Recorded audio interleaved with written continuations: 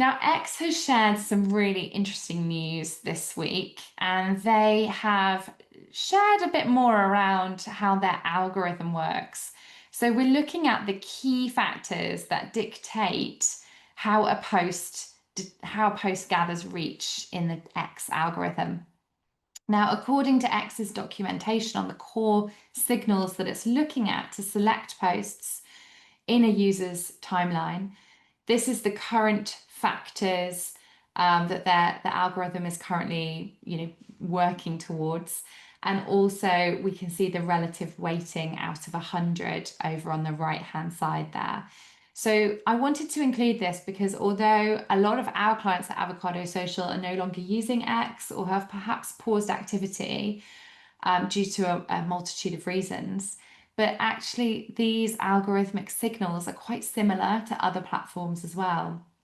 So once you understand how the algorithm works on one platform, often it gives you hints and clues to how it works on other platforms too. So we've got things here like the probability that the user replies to the tweet and that the reply then is then engaged with by the tweet author, 75. So if you're in a conversation with someone, that really does then help the reach of your posts on X because they want to generate more conversation on the platform. So you can see that replies, if your tweet is something or your post on X is something that is going to be replied to, if people are likely to reply to it, then they are going to give that much more weight in the platform.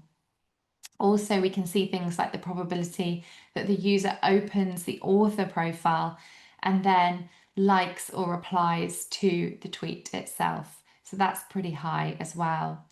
What's a little bit lower on Twitter? We've got things like the likelihood that the user will favorite the tweet, the likelihood that the user will retweet the tweet, not as powerful anymore on the platform. And right at the bottom, the probability for a video that the user will watch at least half of the video. So that's actually really, really low on X. And I think the reason for that is because we know on X, people are kind of scrolling through it really, really quickly on their phones. It's not a platform that people are going to go to watch that long form video content like YouTube, for example. So that's why that is a lot less of a factor to the algorithm there. So really interesting to see a platform like X actually release this data. They're quite a private company, so I was quite surprised when I saw this report.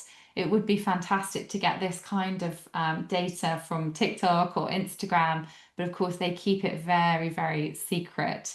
But we know that video is much more of a focus for them on the platform. So I think there would be, slight differences here between what we see on X and what we see on TikTok and Instagram.